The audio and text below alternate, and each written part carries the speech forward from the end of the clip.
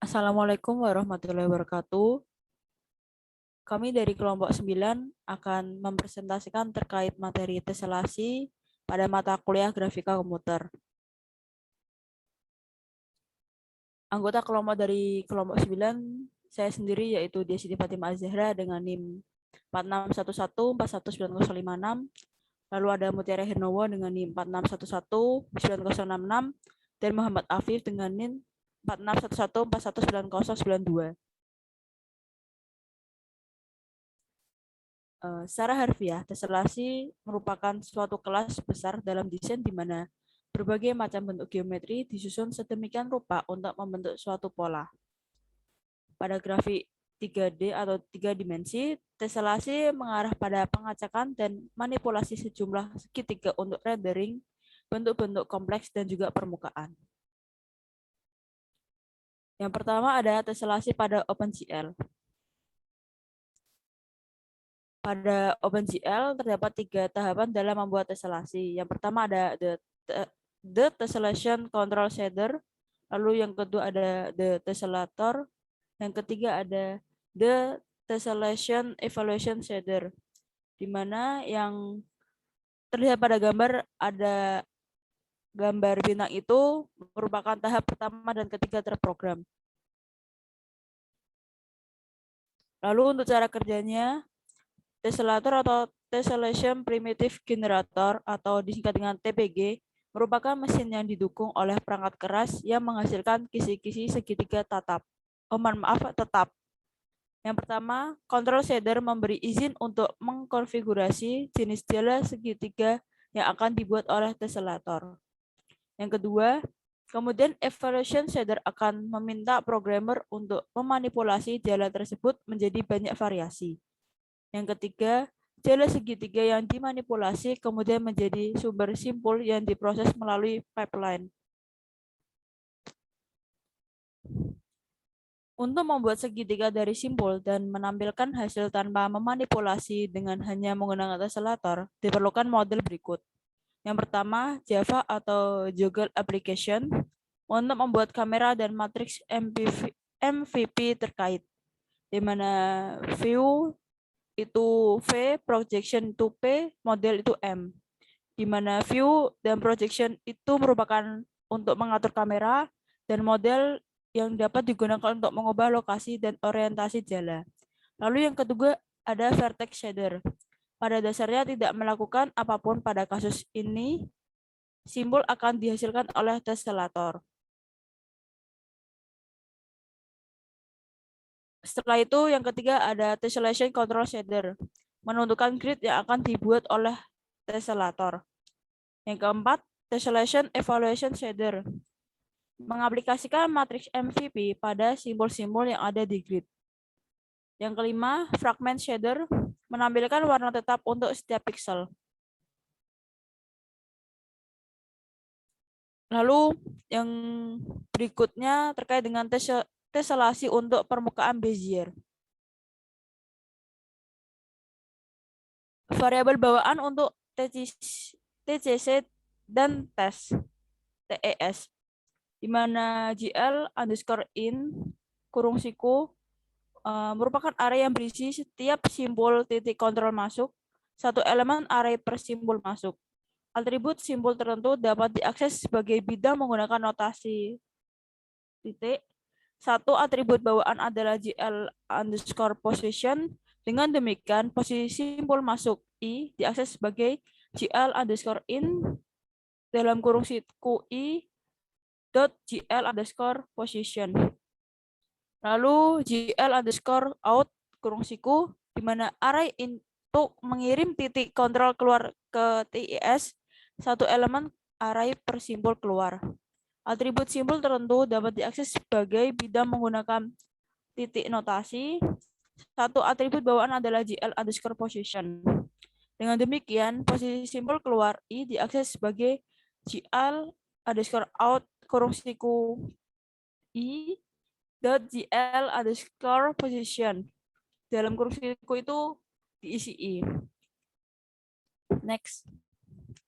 Lalu ada variabel bawaan untuk TCS dan TIS yang berikutnya, yaitu GL underscore invocation ID, di mana penghitung ID bilangan bulat yang menunjukkan pemanggilan TCC, yang mana saat ini mengeksekusi.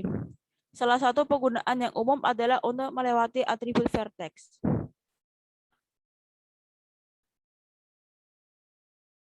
Untuk dicatat sesuatu hal yang penting di mana atribut titik kontrol input dan output di TCC adalah array. Sebaliknya, simbol titik kontrol input dan atribut simbol dalam TES adalah array, tetapi simbol keluaran adalah scalar. Shader control teselasi pada permukaan Bezier memiliki dua tugas. Yang pertama ada menentukan level teselasi dan meneruskan titik kontrol dari vertex shader ke shader evaluasi. Yang kedua yaitu shader evaluation kemudian dapat memodifikasi lokasi titik kisi atau GL underscore test course berdasarkan titik kontrol Bezier. Lalu pada tampilan merupakan vertex shader di teselasi untuk permukaan Bezier.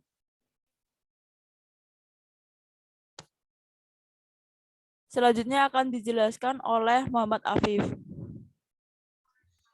Baik, terima kasih atas waktunya. Ya, sebelumnya sudah dijelaskan tentang beberapa teori tentang tessellation, tentang vertex shader dan control shader pada Bezier ya.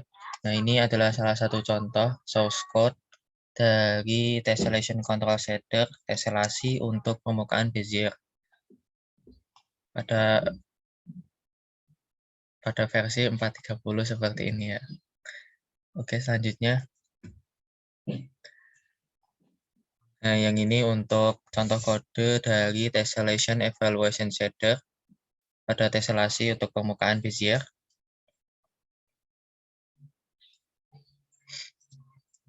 Dan selanjutnya ini ada contoh lagi dari fragment shader.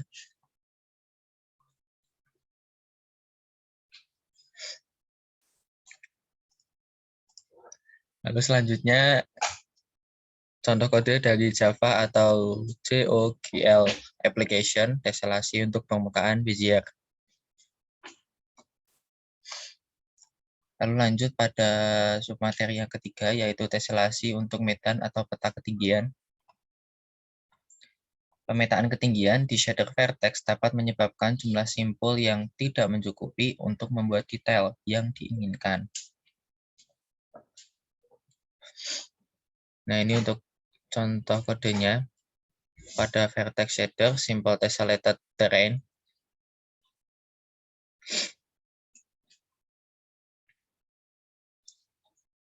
Dan yang ini untuk kode dari tessellation control shader pada simple tessellated terrain.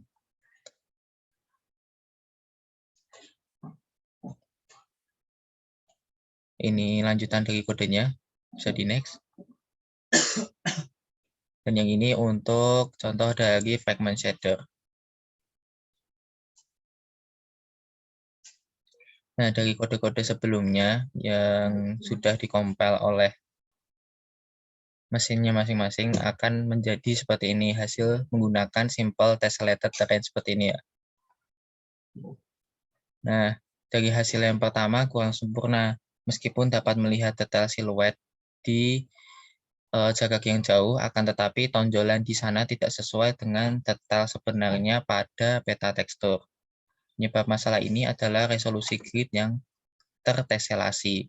Jumlah maksimum simpul yang dapat dihasilkan oleh teselator bergantung pada perangkat keras dan nilai maksimum setidaknya 64 untuk setiap tingkat tesselasi adalah semua yang diperlukan untuk memenuhi standar OpenGL. Bisa di back sebentar.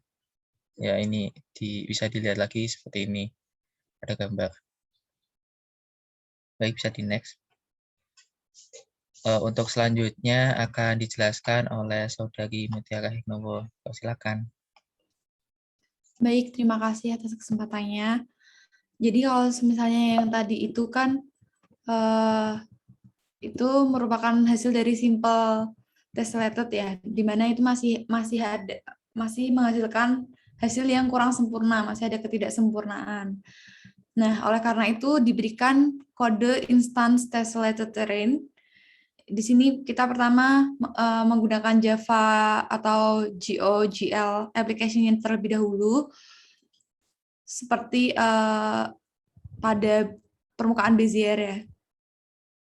Kemudian kita ini codingan untuk vertex shader, kita berikan vertex shadernya pada codingan instance tessellated terrain.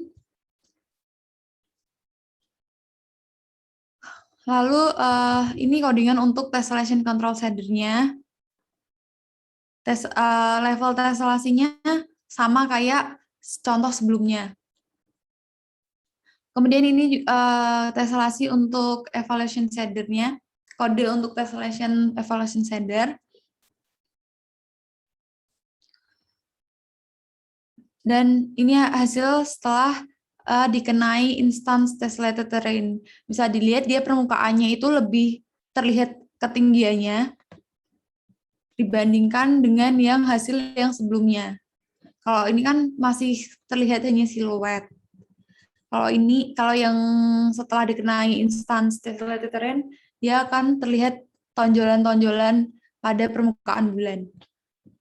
Nah, penjelasannya, pada pemetaan ketinggian, kita dapat bekerja untuk meningkatkan dan menggabungkan pencahayaan. Sedangkan salah satu tantangannya adalah pada simpul ini belum memiliki vektor normal yang terkait dengan gambar ini, dengan codingannya ini. Ada pula tantangan yang lain, yaitu dengan menggunakan gambar tekstur sebagai peta ketinggian akan menghasilkan hasil yang terlalu bergerigi. Bisa dilihat ini kan terlalu banyak tonjolan-tonjolan sehingga kelihatan kurang real gitu ya, terlalu banyak tonjolan, malah aneh gitu hasilnya. Nah, dalam hal ini karena nggak semua variasi skala abu-abu pada gambar itu disebabkan oleh ketinggian, sedangkan pada instance tessellated terrain ini dianggapnya semua ketinggian gitu. Nah, ini contoh permukaan bulan ya. Kalau pada normal map itu kan permukaan bulan kayak gini. Nah, sedangkan ketika dia dikenai heat map dengan codingannya ini HT16 itu akan nampaknya seperti ini. Oke, yang terakhir atau yang ketiga ada tessellasi level of detail atau LOD, di mana LOD ini merupakan teknik untuk mengubah jumlah vertex dalam patch berdasarkan jarak dari kamera. Nah, cara mengendalikan LOD dalam tessellation instance atau SW15 adalah dengan memodifikasi shader control. Itu menurut Sellers dan kawan-kawannya. Strateginya adalah dengan menggunakan ukuran patch yang sesuai untuk meningkatkan nilai tingkat tessellasinya. Karena kisi-kisi terselubung untuk tambalan itu nanti akhirnya akan ditempatkan di dalam kotak yang ditentukan oleh 4 titik kontrol yang akan memasuki shader control. Nah, kita dapat menggunakan lokasi titik kontrol relatif terhadap kamera untuk menentukan berapa banyak simpul yang harus dihasilkan pada tambalan itu dengan langkah sebagai berikut ini. Yang pertama, kita bisa menghitung lokasi layar dari 4 titik kontrol dengan menerapkan matriks MVP pada titik tersebut. Yang kedua, kita bisa menghitung panjang sisi bujur sangkar, yaitu lebar dan tingginya, yang nantinya ditentukan oleh titik kontrol dalam ruang layar. Perhatikan bahwa meskipun 4 titik kontrol pada bujur sangkar, nah panjang sisinya itu bisa berbeda karena adanya matriks perspektif. Yang ketiga, skala nilai panjang dengan konstanta tetap itu bergantung pada presisi yang dibutuhkan untuk tingkat tessellasi berdasarkan jumlah detail di peta ketinggian atau heat map. Yang keempat, tambahkan nilai 1 ke nilai panjang yang diskalakan untuk menghindari kemungkinan untuk menentukan tingkat tessellasi 0, yang mana nantinya itu bisa mengakibatkan tidak ada simpul yang dihasilkan gitu. Dan yang terakhir adalah bisa kita dengan mengatur tingkat tesselasi ke nilai lebar dan tinggi yang dihitung. Nah, ini codingan untuk tessellation control shader-nya. Di sini ya, tessellation control shader dalam level LOD, level of on detail. Baik, terima kasih. Sekiranya sekian dari kelompok kami. Mohon maaf apabila masih terdapat banyak kekurangan dalam menjelaskan materi. Sekian presentasi dari materinya. Kami akhiri. Wassalamualaikum warahmatullahi wabarakatuh. Untuk selanjutnya, progres dari proyek kami akan dijelaskan oleh saudari Diah Siti Fatimah Zahra.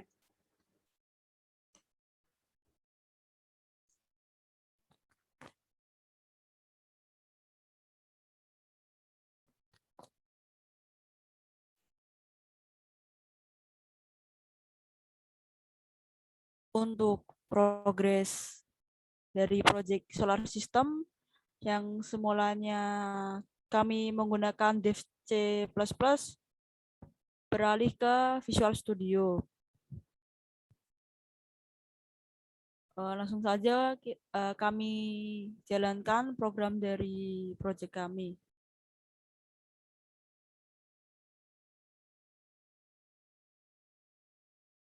Untuk tampilan awal dari proyek kami seperti pada tampilan, yaitu ketuk untuk memulai.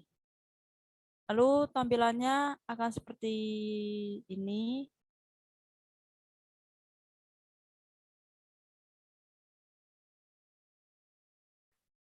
Untuk men-zoom out, zoom in, bisa digerakkan pada tengah mouse. Men-scroll.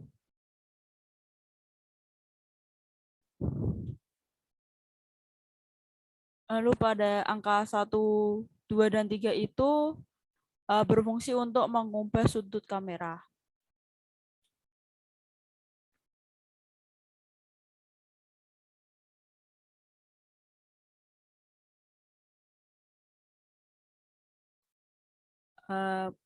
Mungkin dari teman-teman saya bisa menambahkan progres dari proyek kali ini. Sepertinya tidak ada. Mungkin sekian yang bisa kami tampilkan dari progres proyek kami. Mohon maaf apabila masih belum sesuai dengan kriteria yang telah ditentukan. Seperti itu aja, Mbak Diah, mungkin. Ya, maka akan saya tutup. Mohon maaf apabila terdapat kekurangan dan kesalahan dalam penyampaian kata terkait materi yang telah kami sampaikan maupun proyek progres kami. Sekian dari kami. Wassalamualaikum warahmatullahi wabarakatuh.